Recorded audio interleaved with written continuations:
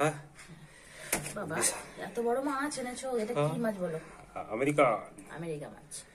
আজকে আমেরিকা মাছ নিয়ে আসা হয়েছে বাজার থেকে। আমেরিকার কি হবে, ঝোল হবে, মশলা দিয়ে ঝোল হবে, শুধু মশলা দিয়ে আমেরিকা মাছের ঝোল। মাছটা কি সুন্দর দেখো, একদম টাটকা পুকুরের মাছ, মানে মাছটা ধরে আনার পরে মাছটা নিয়ে আসা হয়েছে, একদম টাটকা পুকুরের। আর কি এনেছো? সরবতি আলু। আর কি এনেছো? এটা সরবতি আলু আছে, মানে শরবত। আর এখানে কি আছে, বাজার যেটাকে বলে মটরশুঁটি আর রসুন, তাই ভালো লাগে। মুখটা দেখো বড় করে। এটা কি মাছ আছে, এই আছে নাকি তোমার ডিম ভরা আছে না তেল ভরা আছে দেখতে হবে, এত বড় পেট বাবারে। এই কাটাটা তো আমি কাটতেই পারবো না, এই কাটাটা আমি কাটতেই পারবো না। আর পেটটা দেখো কত বড়, আর আঁশগুলোও দেখো চকচক করছে, একদম সাদা সোনার মতো। পেটটাতে কি আছে দেখতে হবে। মাছটা তো কাটতেই পারছি না আমি, কেটে আনলে ভালো করো জানো তো, বাজার থেকে কেটে আনলে ভালো হয়।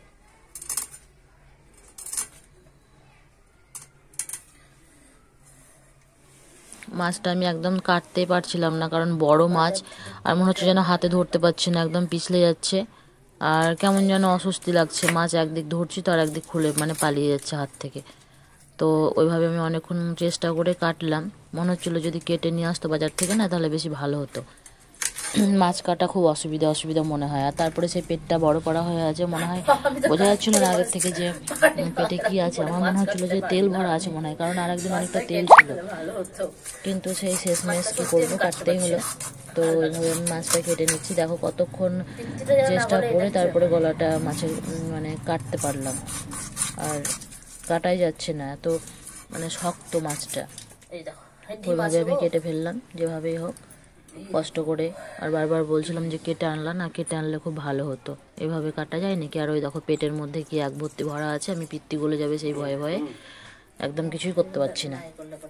ওই পেছন দিক থেকে ওরকম করে ওইভাবে মাছের ডিমগুলো সব বের করে নিচ্ছিলাম একটু একটু করে। তো পেছন দিক থেকে টেনে টেনে বার করছিলাম, মাছের ডিম বেরোলো, ভাবছিলাম তেল আছে, কিন্তু অনেকটা ডিম বেরিয়েছে মাছের, অনেকটা ডিম বেরিয়েছে বলে আমি ডিমটা আলাদা করে বার করে রেখে দিলাম। আর তারপরে মাছগুলো পিস করে নিলাম ভালো করে। পিস করার টাইমে কোনো অসুবিধা হয়নি, তখন বেশ ভালোই পিসগুলো করা হলো, কিন্তু শক্ত হচ্ছিলো মাছটা যখন কাটছিলাম। তো গলাটা কাটার পরে মাছের সবটাই সুন্দর করে কাটা হয়েছে, পিস পিস করে নিলাম। কিন্তু যখন মাথা কাটছিলাম, মাথাটা কাটার সময় আমার সমস্যা হচ্ছিলো। আর মাছ না কাটতে আমার অসুবিধাই লাগে, বাজার থেকে কেটে আনলে বেশি ভালো লাগে। মাছ অত কাটতে ভালো আমি পারি না মোট কথা, ওই জন্য আমি মাছ বেশি কেটে আনতেই বলি। যখনই বাজারে যাই বলি মাছগুলো যখন আনবা তুমি কেটে নিয়ে আসবা, কারণ কেটে নিয়ে এলে ধুয়ে নিই তাহলেই হয়ে যায়। কিন্তু সব সময় কেটে আনা হয় না, বাজারেও টাইম থাকে না, ওদের দিয়ে কেটে দেয় না। তো মাছগুলো ধুয়ে আমি ভালো করে বেছে ধুয়ে কেটে হলুদ লবণ মাখিয়ে নিয়েছি। আর এদিকে তোমার উনুনে কড়াই দিয়ে তেল দিয়ে মাছগুলো ভাজতে দিয়ে দিলাম। তো মাছগুলো ভাজতে দিয়ে দিলাম, মাছগুলো ভাজা হবে। সব একসঙ্গে দিলাম না, কারণ সব একসঙ্গে হবে না, ওই জন্য আমি একটা একটা করে দিচ্ছি, কিছু দিলাম। আর মাথাটা আর এইগুলো হবে না একসঙ্গে, ওই জন্য এগুলো রেখে দিলাম। এগুলো পরের বারে দিতে হবে, হালকা হালকা করে ভেজে নিতে হবে অল্প অল্প করে। মাছগুলো ভাজা হয়ে গেছে, মাছগুলো তুলে নেব।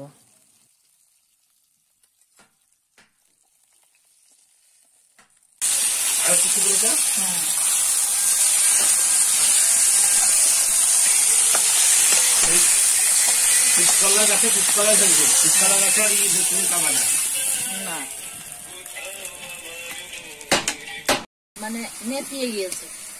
এই যে ধনে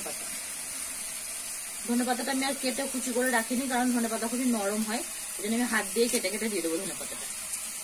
এটা হাত দিয়ে একদম কুচি কুচি হয়ে যায়, কেটে রাখলে একদম সেই গুলিয়ে যায়, ওই জন্য হাত দিয়ে লতার মতো থাকবে, লতার মতো। কুদের লক্ষণ কাটার ভয় না, কুদের লক্ষণ হ্যাঁ, কুদের লক্ষণ না। সব যখন কাটতে পেরেছি আমি এটাও কাটতে পারবো, বেশি বকো না, আমার এরকম করে ভালো লাগে দেখতে। ওই তো বললাম যারা কুদে হয় তারা ওইরকম করে। হ্যাঁ, ভিডিওতে ওই কুড়াটাই বলতে হবে আগে। কুড়া বলি তো সব এগুলো সব শুধু এমনি এমনি হয়ে গেল, কুড়া বলে।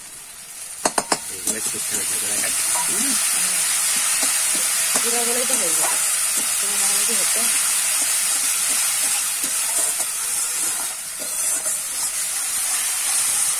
মশলা হয়ে গেছে কষানো, মশলাটা কষানো হচ্ছে ভালোভাবে, এখনো হয়নি ভাজা, তবে ভাত একটু ভালো করে ভাজতে হবে, আর একটু ভাজতে হবে ভালো করে।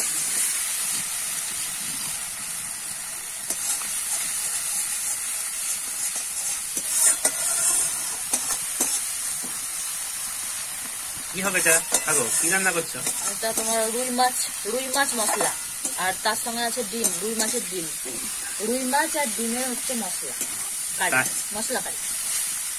ওই টাইপেরই বটে, কিন্তু ওটাই ভালো লাগে আমাকে, মশলা কারি, রুই মাছ ডিম দিয়ে মশলা, রুই মাছের ডিম আর মাছ এই দিয়ে হবে একটু মশলা কারি। হেভি হয়েছে, জল দিয়ে দিচ্ছি। এবার অল্প একটু জল দিয়ে দেবো, যেমন লাগবে আমার পরিমাণ মতো।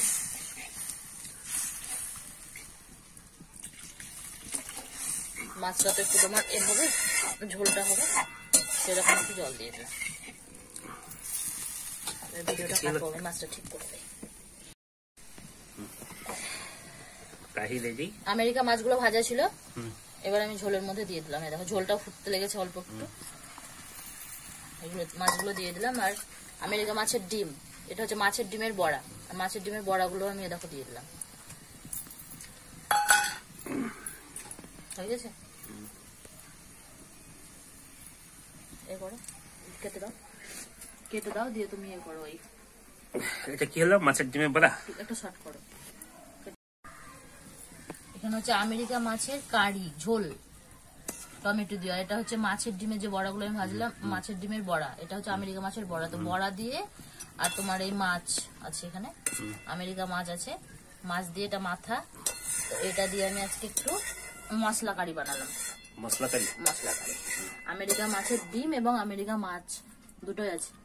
তো ডিমের বড়া করেছি, ডিমের বড়া দিয়ে আর আমেরিকা মাছ দিয়ে ধনে পাতা, পেঁয়াজ, রসুন, আদা, লঙ্কা, জিরে বাটা দিয়ে মশলা কারি করলাম। এই যে জুম করা, একটু কড়াই সামনে নিয়ে আসা।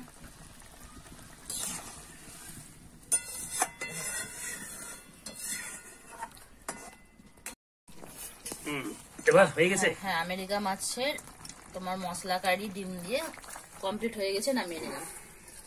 কাছ থেকে দেখো, জুম করে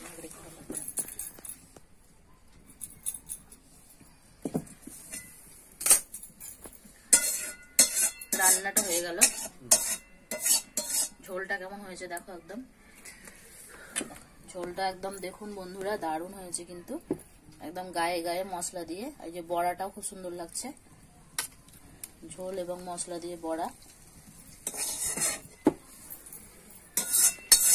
একটু লম্বা করে ধরো একটা।